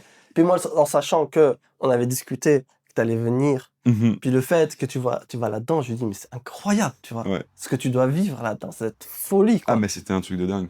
Et tu sens vraiment que les fans étaient fous de cette voiture. Ah, c'est clair, Donc c'est clair. Et donc maintenant, le jour où on tourne cette vidéo, on est le 12 juin, et il y a le 24 heures de Spa qui arrive. Ouais. Comment tu te prépares pour faire les 24 heures de Spa? Ben justement, on en vient, simu, beaucoup de simu. Simu où? À la maison? Les deux. Donc je fais beaucoup à la maison. Je dirais que 80% du travail, je le fais à la maison parce que 80% quand même. ouais, quand même. À la maison, c'est temps illimité. Ouais. C'est sur mon setup. Je peux faire je peux faire tout ce que je veux. Et après, les derniers 20%, des trucs un peu plus poussés, où là, je préfère aller dans un simulateur qui est encore plus poussé que le mien. Mais tu te prépares comment? C'est-à-dire, tu démarres juste. Il y a plein de trucs. Donc déjà, moi, j'ai toutes mes notes des années précédentes. Tu vois, l'année dernière, j'ai roulé à Spa, j'ai toutes mes notes, tous mes rapports, etc. Donc déjà, je commence par relire tout ça pour me remettre dedans. Les rapports, c'est quoi? C'est-à-dire tes sensations? Il y a plein de Le trucs sur le pilotage. setup de la voiture, comment était la voiture, qu'est-ce qu'on avait changé, mais aussi, moi, ce que j'aime bien faire, c'est que je m'enregistre à la fin d'une course et je donne un peu tout ce que j'ai appris techniquement dans mon pilotage. Ah, ben, par exemple, dans le premier virage, de base, j'essayais de le passer comme ça, mais mon coéquipier, il l'a passé comme ça, il était plus rapide que moi. J'ai adapté, c'était mieux, donc il faut le passer comme ça. Puis je réécoute et je dis, ah ouais, c'est vrai, je me rappelle, j'avais rattrapé ça l'année dernière. Et puis après, je me remets dans le simu, je me recale sur les points de freinage, sur les rapports, sur les trajectoires, d'abord tout seul. Puis j'aime bien aussi aller rouler en ligne avec d'autres pilotes pros et on se met ensemble et on se bastonne un peu pour voir où tu peux faire semblant de doubler pour qu'ils commettent une erreur, où est-ce que c'est facile de doubler, où est-ce que tu peux faire du lift and coast, donc essayer d'économiser de l'essence parce que ça peut être intéressant aussi pour la stratégie. Mais genre quoi? C'est-à-dire que tu fais plus des track days avec tes potes pilotes pro que les courses compétitives en ligne de e-racing? Ouais, j'aime pas trop aller en ligne parce que à chaque fois, ouais, ok. en fait, il y a tellement de niveaux en sim racing, c'est hallucinant. Pour moi, honnêtement, si je passe pas 5-6 heures à tryhard dans mon simu, je suis nulle part en ligne. C'est ultra frustrant. Genre, pour moi, honnêtement, c'est abusé. Le niveau qu'il y a en sim racing, c'est un truc de fou. Honnêtement, c'est un truc de fou. Ah, mais Tu sais, tu te dis, allez, normalement, tu es quand même assez bon dans la vraie vie. Tu te dis, vas-y, je vais me mettre dans un simu, je me connecte dans une course, je vais être devant, tu vois. Le nombre de fois, après, j'ai quand même un iRating qui est correct, il est pas ouf, mais il est correct. T'es à combien, dis-moi? Je suis à 4000, je pense. Ah, quand même. Tu vois, Bon compétiteur, quoi. ça va, Ouais. c'est pas ouf, mais ça va. Putain, si je me connecte dans une course sans m'entraîner, juste comme ça, en mode, Ils sont vas-y, forts, les gens. Ouais, ils sont je me fais défoncer, je Ah, me ils prends sont- une seconde 5, mais ça me saoule, en fait. Du coup, je fais presque plus de courses en ligne parce que, tu sais, je roule avec mon nom et tout, et j'ai pas envie que mon nom soit garé, quoi. Je me dis, vas-y, tu sais quoi, je préfère aller rouler avec mes potes pilotes, tranquille. Ah ouais, c'est dur, hein. Ouais. Ah ouais, c'est dur, quoi. Et donc, en gros, pour les 24 heures de Spa, tu t'entraînes quand même chez toi. Ouais. C'est ultra méthodique, quand même, hein. C'est là qu'on voit la différence, quand même. Alors, j'y connais rien, mais j'essaie d'analyser parce que j'ai fait du sport de haut niveau avant, mais dans l'haltérophilie, c'est autre chose. Mais c'est là où, en fait, on voit la différence entre les pilotes pros qui font vraiment attention aux détails, tu vois. Ouais. Et en fait, au système, tu vois, à la méthodologie. Mhm. C'est-à-dire à tout noter, etc. Parce que nous, à l'époque, en sport, on notait tout, nos sensations, comment ça se fait que ce soir-là, tu étais plus performant, et dès que tu notes ce que tu avais fait avant, Ouais. tu arrives dans un mood. Donc en fait, c'est pas important, mais c'est le souci du détail Mhm. qui fait la différence. Et donc toi, tu t'entraînes donc sur ton simu à la maison, donc pour pouvoir préparer les 24 heures de Spa. Ouais. Et puis tu arrives sur place, et puis bah, tu pilotes là. Et est-ce que c'est différent du simu? On verra ça plus tard. Et j'ai une dernière question avant de passer au simu, et j'ai vraiment beaucoup de questions là-dedans. C'est, est-ce que tu penses qu'un jour, des sim racers auront beaucoup plus de place en vrai et vont vraiment performer par rapport aux pilotes qui sont pas sim racers? Est-ce que tu penses qu'un jour, il y aura beaucoup plus de sim racers qui vont arriver? Je pense qu'il y a de plus en plus, déjà, ça se développe énormément de nos jours. Et je pense qu'en effet, Max Verstappen, on en a beaucoup parlé. Ouais. Et ça revient justement avec le financement et ce qu'on parlait avant. C'est que aujourd'hui, quand tu veux faire du karting, quand tu veux faire tout le parcours pour ne fût-ce qu'arriver en voiture, ça coûte tellement cher. Alors que je pense que le simulateur, finalement, surtout avec les technologies qu'on a aujourd'hui, ça t'apprend les bases du pilotage. Après, dans la vraie vie, évidemment, tu as les risques, tu as l'adrénaline, tu as la vitesse. Il faut savoir s'adapter à ça. Mais je pense que oui, ça va se développer. Il y a de plus en plus de concours parmi les sim racers pour Exact. essayer de donner une opportunité, etc. Et il y a de plus en plus aussi de sim racers qui roulent dans la vraie vie. Il y a plusieurs noms, mais par exemple, nous, en GT3, on a James Baldwin, Ah oui. qui est un mec qui est pro. Il y a aussi, comment il s'appelle? Il est ambassadeur pour BMW en plus maintenant. Jimmy Broadbent, Bah oui. tu vois? Ah oui. Et il y a- Toute l'équipe de. Il y a Super GT, Jimmy Broadbent et Misha Sharoudine. Mais bon, Misha, il n'est pas sim racer, il fait la Nordschleife. Ouais. Mais effectivement, ils sont dans une équipe, Bilstein, je sais plus quoi. C'est ça, c'est ça. Effectivement. Et maintenant, ils sont. Bah, Donc il y a de plus en il plus. y a Donc, Jardier aussi. Bah, il y en a beaucoup plus. je pense que ça va faire que se développer. Mais tu disais un truc important au début de cette interview. La force de ces sim racers, c'est pas nécessairement leur niveau. C'est le fait qu'ils ont aussi, à part James Baldwin, qui maintenant est créateur de contenu, mais ils ont une audience. Mhm. Audience marketable, etc. Ouais. On revient encore au même problème, c'est que aujourd'hui, je pense que la fenêtre est plus ouverte quand tu as de l'audience Bien sûr. que quand tu que du talent. Bah, c'est pour ça que justement, la voiture dont tu parlais est sponsorisée par Fanatec. Exact. Et c'est ça qui leur donne l'opportunité. Bah oui. Ah oui. Ouais. Clairement, il faut de l'audience, tu vois. Mm. Et on revient encore au nerf de la guerre. Donc, avant, on avait besoin que de l'argent. Maintenant, on a besoin de l'audience. Et j'espère qu'un jour, avec Max Verstappen, peut-être, des gens qui vont mettre des structures en place, on aura besoin que du talent. Parce qu'au final, tu sais, la méritocratie, c'est aussi important de voir vraiment des pilotes émerger, mais des talents, tu vois, qu'on peut voir. Et ça, bah, on peut le voir dans le sim. Ouais. Et c'est ça qui est malheureux, c'est que dans le sport automobile, dans la vraie vie, il y a sûrement beaucoup de talents qui n'ont juste jamais eu l'opportunité à cause des coûts. Ouais, exactement. Et Donc c'est très triste. c'est beaucoup trop cher. Donc maintenant, ce que je te propose, Hugo, déjà merci beaucoup d'avoir Avec répondu plaisir. à tout ça, c'est de t'installer sur le sim, de me dire ce que tu en penses. On va lancer le Mans Ultimate. Ouais. Et on va tester la GT3, LMP3, LMP2. Et en bonus, on va tester l'hypercar. Et ce que je voudrais savoir, c'est que tu compares ton expérience réelle au jeu et me donner vraiment tout ce que tu ressens. Parce que je sais qu'il y en a beaucoup qui regardent cette vidéo. Beaucoup sont des sim racers qui roulent Ouais. sur ce jeu et même d'autres jeux. Et ce qui les intéresse vraiment, c'est de savoir est-ce que l'expérience de pilotage, la physique, le comportement de la voiture, le retour de force et tout ça, à quel point on se rapproche de la réalité Ouais. et c'est à quel point le setup est important pour se rapprocher de la réalité. Donc c'est Ok. tous ces aspects qu'on va couvrir dans le setup.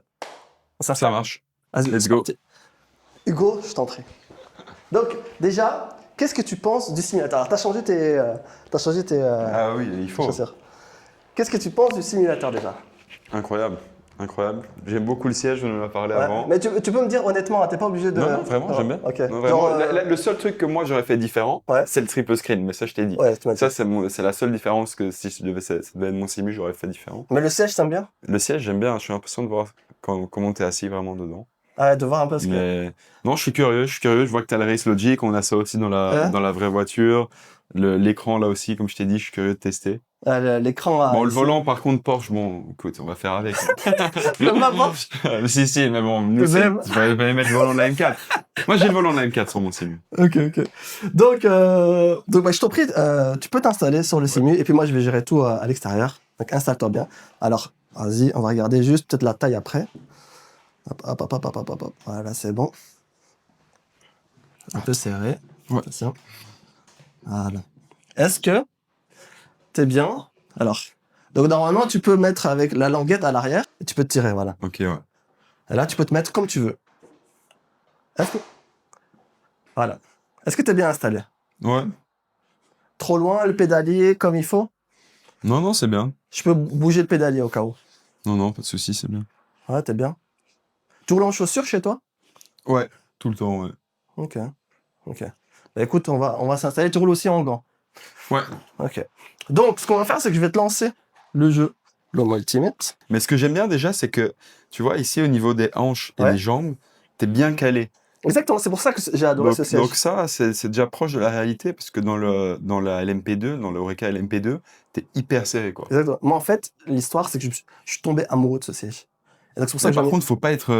Non, parce qu'en fait, je t'explique, ce siège, c'est la plus petite version qui existe du siège. ok. Quand je t'ai vu, je me dis, ok, il est pas trop fat, ça pourrait passer. Tu vois. Mais en règle générale, tous les sièges, ils sont un peu plus larges. Ok, ouais. Mais celui-là, c'est très spécifique. Ouais, mais j'aime bien, parce que du coup, t'es bien calé. Exactement, c'est pour ça Et que j'aime. dans la vraie vie, c'est hyper important d'être bien calé, tu vois, parce que tu Exactement. ressens beaucoup quand même par le baquet. Exactement. Est-ce que tu as déjà joué à Le Mans Ultimate ou jamais? Écoute, Le Mans Ultimate, je suis vraiment content qu'on roule là-dessus, parce que j'en ai entendu beaucoup de bien, mais j'ai jamais roulé dessus. En fait, j'ai installé le jeu, Oui. mais j'avais rien calibré, donc c'était vraiment pas... Ah, c'est n'importe quoi. C'était pas dans la bonne fenêtre. Donc, Bon, on va mettre ta BM. C'est la LM GT3, mais c'est différent de la GT3, je crois. Oui, mais c'est juste qu'elle est torque sensor, mais à peu de choses près, c'est très proche. La Ok. BOP est un peu différente aussi. Quand t'es dans... Alors toi, t'as roulé en GT3, en Formule 4, LMP3, LMP2. Ouais.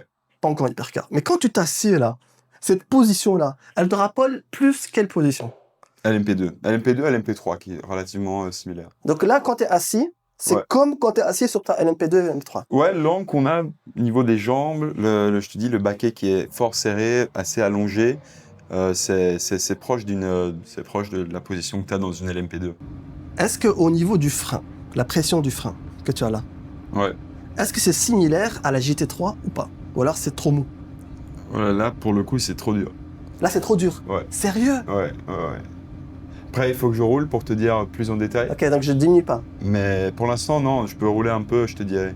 Mais ça m'a l'air un tout petit peu trop dur Ok. et pas assez de travel. Pas assez de Ouais, donc longueur. la pédale est un peu trop courte. C'est très intéressant. Ok. Allez, bah tu peux partir.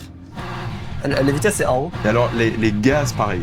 Les gaz, c'est pareil. Les gaz sont beaucoup trop stiffs et il n'y a pas du tout assez de travel. Nous, la pédale de gaz, elle est... T'as l'active pédale sur Ouais. les gaz aussi, ok. Moi, Ouais, je l'ai j'ai pas, le- tu vois. Ouais, tu l'as pas, ok. Mais parce que pour le coup, j'en recevais pas la nécessité. Mais ouais. En plus, là, c'est bien, je suis tout frais. J'étais dans la voiture hier, donc Ah le ouais. feedback, il est bon. Donc hier, tu roulais, quoi. Ouais.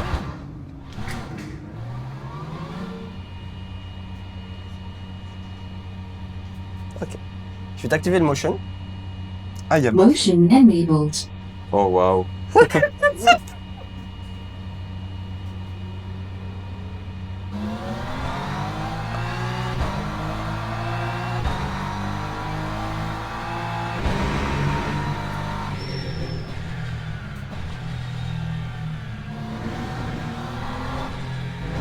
Oh, les gaz, c'est... Ouais. Très différent. Le gaz, Ouais. on va faire quelques virages, puis après on va un peu en parler.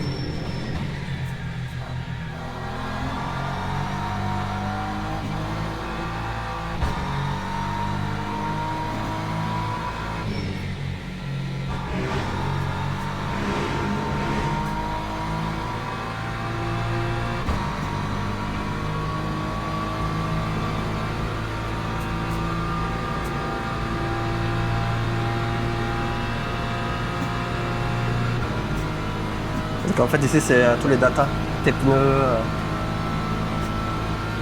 Et ça c'est la température Ouais, ou- exactement, c'est la température des pneus. Ouais. En PSI.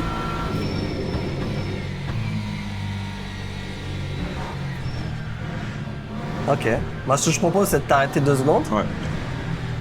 Ok, je t'ai arrêté. Alors, est-ce que la pédale de frein elle est toujours aussi dure? Ouais. Alors, il faudrait qu'il y ait surtout... C'est pas tellement la dureté, surtout le travel. Ok, Elle est un peu trop courte. d'accord. Et pour l'instant, j'ai pas encore eu d'intervention ABS. Ok. Donc, Donc t'as pas freiné ouais, à fond quoi. ouais. Ok, d'accord. Hop, hop. Donc pour toi, alors, actuellement, on est à 41 kilos ici. Pour toi, c'est un peu moins, quoi. Après, c'est plein de trucs. On va Non, mais diminuer. attends, parce on a des settings qui sont tellement différents. Parce que moi, la pédale me paraît plus soft chez moi, mais je suis à 90. Oui, parce qu'en fait, y a plein de paramètres différents. Parce qu'en fait, tu peux régler ici la précharge. Bref, c'est un préload. Donc, Ok, ouais. c'est additionné, mais c'est 2 paramètres différents. Pour moi, ce que tu dois surtout changer, c'est La pédale. ici, travel. Ok. 20, tu peux au moins mettre 50, je pense. Ah ouais, 50 à ce point-là, quoi. Ouais. Ah, voilà, là, c'est déjà... Ah, ok. Là, c'est déjà beaucoup mieux. Maintenant que le travel, il est fait, en effet, tu peux aller un peu plus haut ici. Ah, ok, intéressant. Ouais, encore.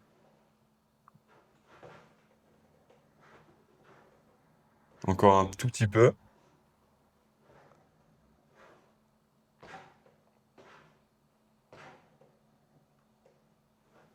Je pense que tu peux même aller à sur 70.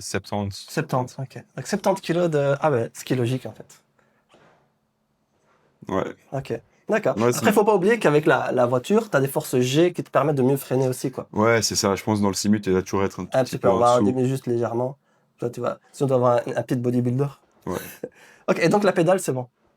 Là, ça commence à déjà être mieux. Et l'axel, L'axel, par contre, ça va pas du tout. c'est quoi? Ça va pas du tout, l'axel. Ah ouais, c'est vrai? Ouais, Explique-moi. il Plus de est trop dur, déjà. Ah Faut qu'il ouais, soit donc là, plus- je suis à 10 kilos, d'accord. Il faudrait que ça soit plus mou et qu'il y ait plus de travel. Ok, donc, Attends. Là, c'est déjà beaucoup mieux. d'accord. Donc 30 mm plus ou moins, ok. Très intéressant. Ouais. Et au niveau du retour de force, trop dur ou juste ce qu'il faut? Retour de force, honnêtement, ça avait l'air d'être dans une window qui était pas trop mal. Ok. Faut savoir que forcément, on a la direction assistée. Donc le volant est assez léger. Après, moi, ce que j'aime bien, c'est sur les trucs sur lesquels on bosse beaucoup, notamment dans le Simu Pro dont je te parlais, c'est que le retour de force soit bien linéaire, qu'il n'y ait pas de zone morte, si tu veux. Que en ligne droite, typiquement, quand tu chauffes les pneus, ou que même tu fais des légers mouvements de volant, genre comme ça te donne directement une bonne idée de ton retour de force. Si tu sens que quand tu fais ça, tu as une zone morte, Ouais, c'est qu'il n'est pas réaliste. ok. Il faut vraiment que chaque Degré, degré, ça tourne la voiture. exactement. Ok. Chaque input, ça ait un feedback dans le jeu. Très intéressant. Bah écoute, je te laisse encore rouler. Après, je vais te poser d'autres questions.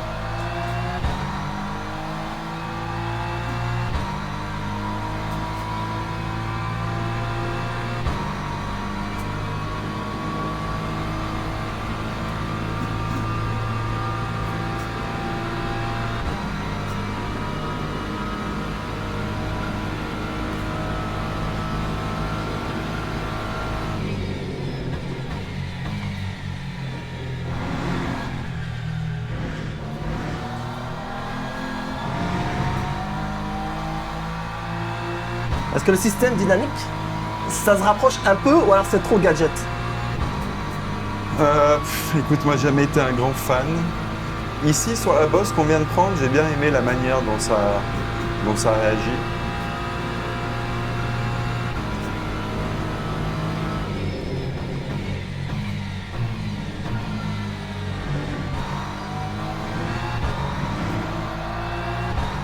Est-ce que c'est réaliste ou c'est gadget?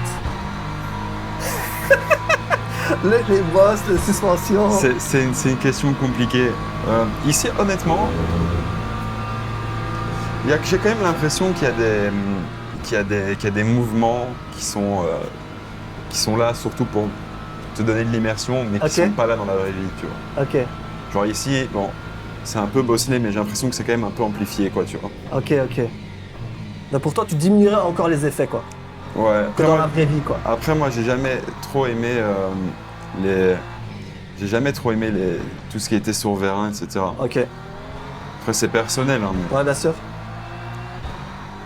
Mais on a. Ce que j'aime bien, par contre, c'est, tu vois, le petit coup que tu prends sur les upshifts. Je pense que c'est un butt kicker que t'as. Exactement. C'est un vibreur en ouais, dessous. ça, j'ai pareil sur mon Simu. Ok. Et ça, pour moi, c'est top parce que pour le coup, ça c'est réaliste et ça te met un tout petit peu plus d'immersion. Mais là, tu vois, toutes les bosses qu'il y a dans la ligne droite. Ouais. Je vais éviter de me sortir. Toutes les bosses qu'il y a dans la ligne droite, elles sont trop amplifiées par rapport à ce Ok. que tu ressens dans la vraie vie. Ok. Donc c'est pas aussi bosselé, quoi. C'est bosselé, mais t'es pas comme ça dans la voiture, quoi, tu vois. Tu Au le niveau ressens du, un peu, mais moins. Au niveau du field of view que tu vois là, est-ce que c'est relativement réaliste ou alors c'est trop compressé, c'est trop. Déjà, je vois pas mon rétro à droite. Ouais. Le dashboard non plus, tu vois, je le vois pas en entier. Ok. Donc ça, c'est hyper important parce que, en fait, ici dans le bas du dash qu'on ne voit pas, tu as des infos sur ta balance de frein, tu as Ouais. des infos sur... Tu peux le mettre ici, on mettra dans les autres jeux. Mhm. Mais en fait, ils sont ici théoriquement. Quand tu roules maintenant sur le jeu Le Mans Ultimate en LMGT3, Ouais. qu'est-ce que tu penses du retour de force? C'est-à-dire la sensation du comportement de la voiture dans le volant. Le retour de force, pour l'instant, je te dis, je pense que c'est ce qui est le mieux réglé. Aussi, quand tu passes sur des vibreurs, ça te donne un bon feedback, la manière dont tu peux réouvrir le volant, tu ressens bien la voiture quand tu reprends les gaz. Donc, faudrait que tu me donnes tes settings, parce que je trouve que c'est pas mal. Ouais, je passe beaucoup de temps à régler. Ouais. Et deuxième chose, là, tu as failli perdre la voiture. Ouais. Parce que pneu pro. Est-ce que pour toi, ça, c'était plutôt réaliste? Ou alors, c'est un peu bizarre? Non, ça me paraît réaliste dans le sens où, tu vois, par exemple, ce qui n'est pas réaliste sur, par exemple, pour dire des noms dans iRacing, c'est que si tu perds la voiture, il y a des tricks que tu dois pas contre-braquer pour la sauver. Tu peux aller dans la direction du virage et tu freines et elle va revenir. Ça, jamais ça arrive dans la vraie vie, tu Et vois. là, ce que tu as fait, Alors que là, ben oui, tu prends un coup de sûr, tu sens que l'arrière décroche. La seule manière de le récupérer, c'est de contre-braquer, quoi, tu vois. Donc là, pour le coup, c'était réaliste. c'était réaliste. Qu'est-ce que tu as pensé de ton expérience GT3 actuellement sur le Mans Ultimate? Avec le setup, avec le jeu, c'est quoi ton retour d'expérience? Est-ce que c'est comme la réalité ou alors il y a des choses qui sont pas réalistes? C'est difficile à dire. Je pense qu'il y a aussi beaucoup de préférences. Pour moi, ce qu'il faut faire attention au sim racing, c'est que peu importe la plateforme que tu utilises, peu importe le matériel que tu utilises, il y a beaucoup de arriver à utiliser ton propre setup comme ça te convient à toi et réaliser le potentiel que tu as dans ton setup aussi. Et là, tu vois, moi aussi, je pense, toi, tu as sûrement une manière dont tu aimes bien les freins, une manière dont tu aimes bien le Exact. volant, une manière dont tu aimes bien les gaz, qui est très personnelle pour toi et qui est comme ça, où toi, tu vas être performant. Et ça peut être peut-être l'opposé pour moi. Moi, j'essaie toujours évidemment de mettre ça dans le plus proche de ce que je connais de la vraie vie. C'est pour ça que ma pédale de frein, toi, j'ai aussi l'active pédale. Je passe beaucoup de temps et je fais beaucoup de back-to-back, justement, après avoir roulé, quand je suis frais. Pour- Boum, je retourne dans le simu et je me dis, ah, en fait, ben, peut-être que le travel, il est un peu plus court, un peu plus long. Ah là, c'est ça. Peut-être que la force, elle est un peu plus comme ça. Peut-être que l'intervention ABS, elle est un peu plus comme ça. Et donc, voilà, je trouve que c'est très personnel. Après, Globalement, le jeu, tu sembles quand même très globalement, réaliste. le jeu est chouette. Et ce que j'aime bien, c'est que le gameplay pour tout ce qui est course, etc., elle est aussi sympa, quoi. Ouais, c'est ça, exactement, exactement. Et écoute, moi, ce que je te propose, c'est qu'on va passer à une autre catégorie, qui est la LMP3 que tu as déjà pilotée. C'est laquelle, du coup? Parce qu'il y Il y en a... a plusieurs. Ouais, j'ai roulé dans la Duquesne et dans la Ligier. Exactement. Donc, on va aller sur la LMP3 qui est là. Moi, j'avais préparé la Ginita. Ça, j'ai jamais roulé, pour le coup. Mais Ok. Ligier ou Duquesne, ça, j'ai déjà. Tu préfères laquelle? J'ai gagné Rotoule-Mans avec la Duquesne. Celle-ci? Ouais. Allez, c'est parti. LMP3, t'as aimé ton expérience? Ouais, franchement, oui, c'est une voiture qui est très proche de la Formule Renault, mais avec un toit. J'ai toujours dit, les protos, pour moi, c'est des monoplaces plus lourdes et avec un toit, quoi. C'est ce qui était compliqué au début, tu vois, en venant de la monoplace, c'est que tu vois pas tes roues. Donc, en monoplace, Exactement. quand tu arrives, Bah oui. t'as pas l'ABS là-dessus, donc quand tu arrives en monoplace, tu freines fort, et si jamais tu bloques une roue, bah, tu le vois. Tu vois, en tout cas, tes roues avant, tu les vois. Alors que là, en proto, tu vois pas tes roues, c'est caché, donc ça demande un peu d'adaptation au début.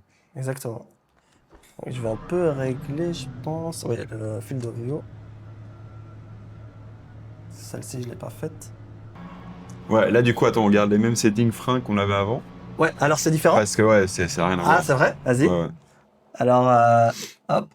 Pour le coup, tout ce qui est proto et monoplace, tu vois, t'as moins de travel que ce qu'on avait là en GT. Ok, donc en frein, on diminue. Donc, au frein, on peut diminuer. Là, tu peux remettre... ouais, quelque chose comme ça. Ça Ok, doit être pas mal. la force, la même chose. Force plus haute. Ah, plus haute? Plus Ouais. dure? Ouais, ouais. Ah ouais, à ce point-là, quoi.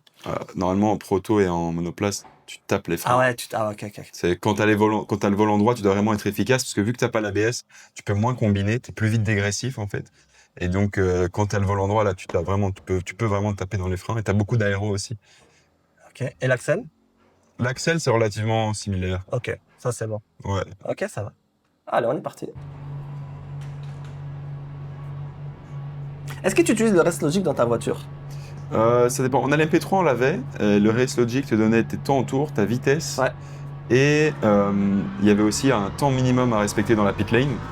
Et donc, quand tu faisais le pit stop, en fait, le Race Logic décomptait et tu voyais, tu pouvais quitter ton emplacement dans 10, 9, 8, 7. Donc Ok. là, dans la LMP3, pour le coup, on avait un Race Logic.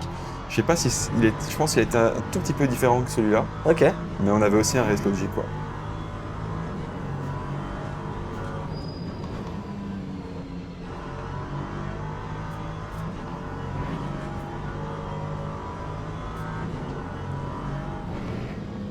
Là, tu vois, pour le coup, avec la LMP3, je trouve que le retour de force, le volant est un peu trop... Oula. Un peu trop? Tu vois ça, typiquement? Ça, c'est trop amplifié. Ok. En vrai, c'est beaucoup plus court encore. Ouais. Tu ressens beaucoup plus la voiture, mais genre, jamais tu vas te retrouver Le à jeu bouger comme ouais. ça. Ouais. Bah, on a une limite physique aussi de DVA, on peut pas d'office. tout faire. Oula. T'as deux palettes, en fait. Ouais, t'as des palettes en haut, Ouais. à gauche et à droite, c'est pour la vue à gauche-droite. Ouais, ok. Et en haut, c'est bon, est-ce que tu veux tourner? Tu vois, quand t'es à droite, là, tu peux toucher la palette en dessous, Ouais. là. Et là, à gauche, Ok, c'est ouais. Voilà, c'est ça. Ah, bah j'ai roulé pour cette équipe, Inter-Europol.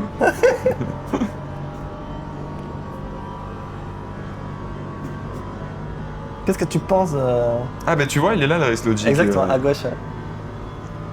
Tu vois, il est un peu différent. Ah, exactement.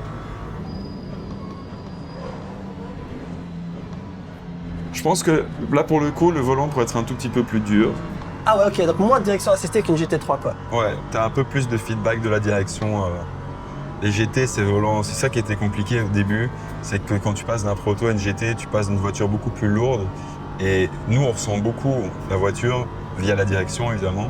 Et donc, quand tu as une direction qui est très souple, je trouve ça difficile de ressentir bien la voiture. Moi, j'aime bien avoir des directions qui sont dures. Et en monoplace particulièrement, avec les formules Renault, t'as pas de direction assistée. Donc, tu ressens vraiment bien la voiture dans les virages rapides. Même en proto, t'en as une, mais la direction est quand même plus lourde. Et tu as différents niveaux. Dans la P3, tu as 3 niveaux de direction assistée. Donc moi, je roulais toujours avec le moins d'assistance pour avoir le volant le plus dur possible. Plus dur, ah ouais, pour avoir plus de précision, c'est ça. j'imagine. Plus de, je sais pas si je suis plus précis, mais en tout cas, tu as plus de feedback, tu as plus de ressenti de la voiture. Et donc, in fine, peut-être que tu es plus précis. Ouais. J'imagine que tu as besoin d'avoir un bon entraînement physique aussi. J'ai dit franchement, juste le volant, un peu, c'est drôle de voir dans mon Ultimate, du coup, ils utilisent tous les noms des vrais pilotes. Des vrais pilotes, donc je connais presque tout le monde ici. Mais... Qu'est-ce que tu as pensé de la LMP3 ? Je trouve que c'était sympa, je te dis juste, j'aurais mis le force feedback un peu plus lourd. Et les freins, je pense que voilà, comme ça, tu vois, en 2-3 minutes qu'on a fait, c'est déjà beaucoup mieux que ce que... Donc les freins vraiment en LMP, au plus tu as moins d'électronique, au plus tu as besoin de force pour avoir cette valeur musculaire alors. Ouais. C'est très intéressant. Maintenant, ce que je te propose, c'est de passer à la LMP2. Ah ça, pour moi, c'est la meilleure voiture que j'ai conduite de toute ma carrière. De toute ta carrière ? J'ai fait les 24 heures du Mans, LMP2, il y a 2 ans. Il y a 3 ans maintenant, 3 ans, c'était en 2023. C'était exceptionnel. Ah ouais, la LMP2, pour toi, c'est... Ouais, c'est... Après, attention, hein, je m'amuse évidemment très fort en GT3. Ouais. Mais les protos, c'est quand même les voitures qui vont plus vite. T'as plus d'aéro, t'as moins d'assistance, tu vois, t'as pas l'ABS. Déjà, moi, je suis pas un fan de l'ABS. Ah ouais ? Non. J'ai toujours préféré les voitures sans ABS. Donc là, tu peux plus faire la différence. Tu sais, avec l'ABS aujourd'hui, tu prends par exemple les 24 heures de Spa entre un pilote pro et un pilote amateur, la distance en point de freinage, je veux dire, le point de freinage, c'est presque le même. Parce que c'est-à-dire que même les amateurs arrivent à freiner aussi tard que les pros. Alors on arrive quand même à faire des différences sur l'efficacité de frein, sur le dégressif, sur la vitesse qu'on emmène, évidemment.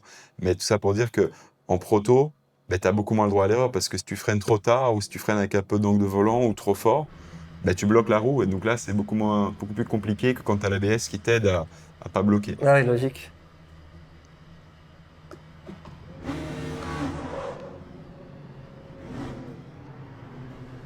On roule pour quel team là? Je reconnais pas les couleurs. Là c'est United devant nous, mais. Ok.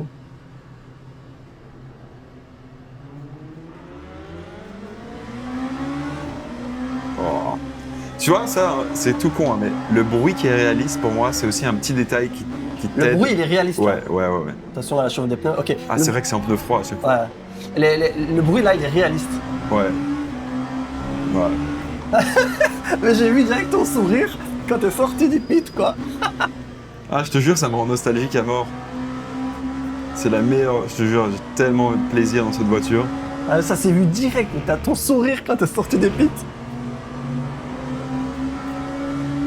J'ai regardé hier soir, en plus c'est drôle, mais hier soir j'ai regardé des on-board. Ouais, c'est ça. S'il y avait les free practice de nuit du Mans. Ouais. Et ouais, mais c'est là où tu vois la passion, tu vois. Moi je suis comme un gosse, cette course et cette voiture, c'est exceptionnel.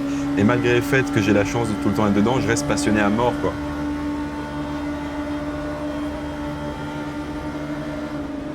Ça attaque même en haute lap. Ah ouais, mais avec les pneus froids. Ouais, le froid. Ah, c'est bon. Ça, bon, c'est passé. Oh, bien. Ça arrive dans la vraie vie aussi, cette paire de... Ouais, surtout en pneus froids. Ah ouais. Bon là, du coup, il m'a redoublé, ça va pas.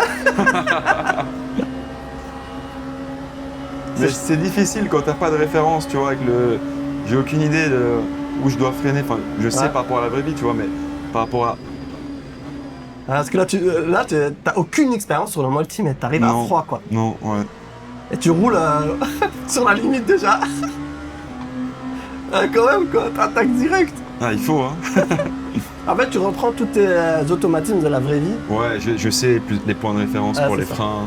Pourtant, c'est ultra compliqué, surtout en LMP2, le frein, Ouais. je crois que c'est le plus dur sur Et ce le jeu. virage où on arrive là, c'est un des plus durs parce que c'est un frein en combiné. Donc c'est très difficile d'avoir le volant droit quand tu freines.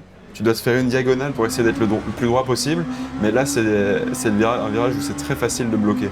Ouais, Et exactement. on le voit beaucoup en course hein, d'ailleurs, que toutes les hypercars ou les LMP2 qui n'ont pas l'ABS, c'est très facile de bloquer l'avant droit dans ce virage.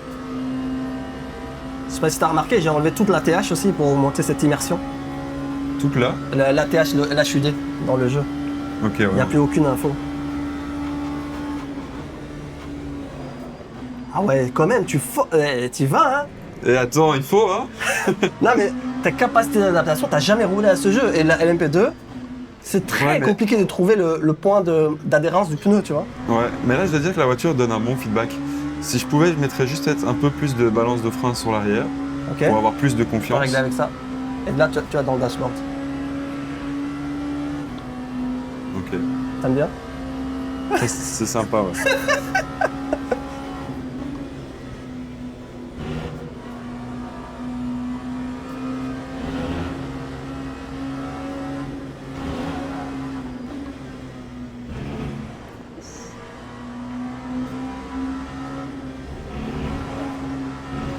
Mais là, pour le coup, tu vois, ce qui est réaliste, c'est que c'est une voiture, la P2, Ouais. qui est très précise, très pointue. Exactement, Tu là, vois, on le sent, ouais. tu vois vraiment que le moindre input, la voiture, elle y va direct. Et ça, pour le coup, c'est vraiment réaliste. Oh, bon, voilà. Là, le vibreur. Ça arrive souvent en plus dans la vraie vie qu'il y en a qui sortent ici. Et à chaque fois, je me dis, ah, il y a les dégâts ou quoi. Pour moi, des trois, c'est le plus réaliste. La Donc- LMP2, c'est la plus réaliste des trois. Ouais, ouais. C'est en termes de feedback, en termes de frein, en termes de son. Donc- C'est ouais, les trois, c'était là où j'étais le plus, ça me parlait le plus. Donc ce que tu veux dire, c'est que le Simu en LMP2, c'est plus réaliste. Non, le Mans Ultimate. Et en plus de ça, le Simu, il est position en LMP2. Exactement. Et là, on s'y croirait. Et là, la position de conduite, tu vois, c'est Là, on y est. c'est Là. nickel. Pour toi, là, on Pour est moi, vraiment... honnêtement, je te dis là maintenant, moi, tu me mets un triple screen et tu me laisses toute la journée ici pour aller affiner les trucs, comprendre la plateforme, parce que là, tu vois, on roule comme ça, mais je comprends pas la plateforme. Mais donc, apprendre à comprendre la plateforme, aller fignoler les derniers détails dans SimuCube, il y a vraiment un énorme potentiel pour avoir un setup qui est vraiment, vraiment LMP2, quoi. propre. Ouais. Là, pour toi, tu es au summum entre simulation et matériel, quoi. Ouais, c'est le meilleur combo qu'on a fait, ouais. Incroyable. Écoute, moi, ce que je te propose, c'est de tester la hypercar, voir un peu... Voilà, je sais que tu l'as pas roulé dans la vraie vie, mais juste, voilà, avoir ton avis dessus, un peu voir qu'est-ce que tu en penses, etc. Déjà, est-ce que tu aimes déjà ton expérience jusqu'à présent? Bien sûr, bien sûr. Avec le simu, avec le jeu aussi. Ouais, je dois dire que la LMP2, j'ai vraiment bien aimé. Sur la BM, j'ai plus l'habitude de rouler sur les racing. Mais Tu penses qu'un jour, ils vont te faire rouler avec la BM? j'espère. Ils ont fait, par exemple, l'année dernière, mes deux coéquipiers du GT World Oui. ont été invités à rouler. Ils ont fait un test dans l'hypercar. Ah, ils ont fait un test. Ils ont fait un test à Bahreïn où il y avait les rookie tests, donc ils ont été invités. Après, voilà, ça fait beaucoup de temps qu'ils sont avec BM, ils ont prouvé, donc ils ont eu la chance de pouvoir tester. Donc moi, c'est un des objectifs, c'est d'essayer de faire de bons résultats en GT, de gagner des courses, pour ne fût-ce qu'arriver au moment où tu as un test. Après, une fois que tu as l'opportunité de faire un test, à toi de bien rouler, et voilà. Mais le truc, c'est qu'en hypercar, c'est des voitures qui sont tellement complexes, ils ont besoin de pilotes avec beaucoup d'expérience, parce qu'il y a énormément de systèmes sur la récupération d'énergie, sur les freins. C'est vraiment, il faut des pilotes rapides, mais pas que. Il faut aussi des pilotes qui comprennent toute la technique qu'il y a derrière. Et ça vient évidemment avec l'expérience. Attends, engine off, je dois faire quoi pour... Normalement, tu me prends. Vas-y, appuie. Ah, ok. Est-ce que ça, le moteur... Ah, ça j'adore, tu vois. Tu démarres en hybride, t'entends pas, et le moteur qui s'allume après, c'est excellent.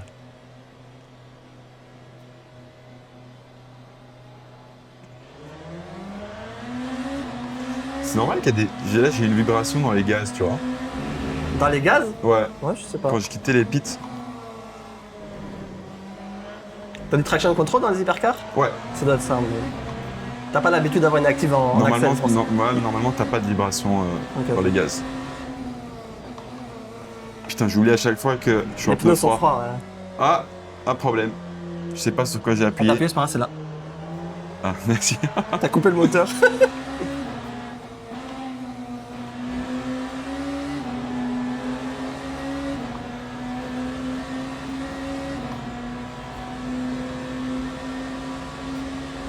C'est marrant de te voir piloter, tu te rends pas compte, mais t'as le sourire aux lèvres, tu vois. Ah ouais? Ouais, je te jure.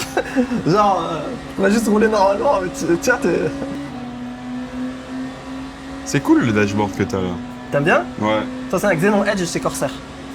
Petit placement de produit ou quoi? Bah, tout est. Pas tout, hein. J'ai acheté 80%, enfin 60% de ce setup. Les autres sont offerts. Par exemple, le Xenon Edge, c'est offert par Corsair. Hop là. Mais t'aimes bien ce dashboard alors? Ouais, c'est sympa. Tu vois, j'ai. Et tu peux changer toute la configuration Ouais, qu'il y a regarde, dessus? par exemple, là, tu vas voir la map, là, t'as le travel, là, t'as les secteurs. Ah, j'ai Farfus devant moi. C'est mon coéquipier chez Rové. Ah, voilà. C'est cool, hein, tu vois. Et en fait, moi, le but, c'est d'enlever tout l'ATH dans tout ce qui est dans le jeu Ouais. et de tout mettre comme si c'était réel. Ça, c'est cool en vrai. Ouais. Ça, L'expérience est bonne, quoi. Je pense que c'est une plateforme qui a beaucoup de potentiel et ça me donne envie de rouler chez moi. Encore une fois, la LMP2, c'était la meilleure expérience en termes de feedback. Mais pour tout ce qui est gestion du trafic, tu vois, c'est aussi top. Parce que tu as les différentes catégories, etc. Donc, c'est une chouette plateforme. Je pense que c'est un peu sous-coté. Enfin, en tout cas, moi, je l'ai sous-coté. Ah ouais. Mais maintenant, il faut que je prenne le temps Bien. voilà, de comprendre la plateforme. Là, c'est difficile, tu vois, en faisant que quelques Bien sûr, tours, bien d'avoir sûr. un vrai opinion. Mais C'est pas le but de la vidéo, on n'a pas aussi un temps infini. non. Ouais. Et qu'est-ce que t'as pensé du simulateur? Le siège, j'aime beaucoup. Ça, je te l'ai dit direct que je me suis assis dedans. La position de conduite, j'aime beaucoup. T'es confortable quand même, non? Ouais, mais t'es bien calé. Et c'est proche de ce que t'as dans un proto, encore une fois. Donc, pour du GT, c'est peut-être pas forcément ce qu'il me faut. Ma position à la maison est peut-être un peu mieux, un peu plus assise. Ici, si on est plus couché, quoi, allongé. Ouais, le motion, c'est cool. À voir après la notion de réalisme. Est-ce que je dois diminuer encore plus? Pour moi, tu dois diminuer. Tu vois, ce qui est top, c'est butt kicker sur les upshifts. Ouais, ça, c'est les bass shakers, butt Ouais, kicker, ok. ça, c'est Ce que j'ai juste activé sur les vibreurs. J'ai activé le upshift et aussi les vibreurs. Ouais, Donc toi, ça c'est chouette. les dents, j'ai juste activé j'aime bien. ces deux trucs-là. Après, moi, encore une fois, moi personnellement, tout ce qui est motion latéral, je pense que c'est pas réaliste. Ah, donc les roulis sur les côtés, c'est pas réaliste. Ouais, moi je mettrais plus le motion longitudinal.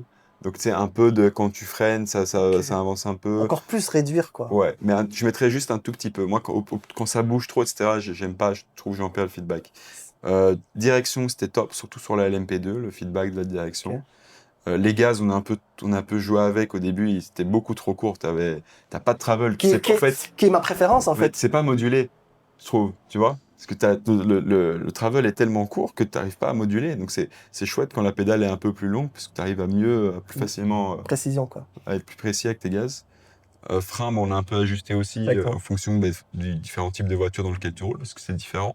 C'est fort différent d'une voiture à l'autre. Et ce que j'aime bien, c'est ça, justement, ce que je voulais en venir, c'est le fait que, comme tu disais, tu n'as rien sur ton écran et d'avoir tous les trucs ici, le Race Logic comme on a dans la voiture, ce tableau de bord très sympa. Même là, on a les rapports là-dessus. Là, t'as du vent aussi. T'as pas remarqué, mais il y a du vent aussi quand tu vas vite. Ça, c'est cool. Non, franchement, il est chouette ton setup. Ah, t'as vu? Ah, ça me fait plaisir. Donc, si vous avez apprécié, je mets tous les infos de Hugo en description. Soutenez-le, suivez sa carrière. C'est pas facile et on va te suivre dans toutes ses aventures. Merci Hugo. Vas-y, ciao les gars.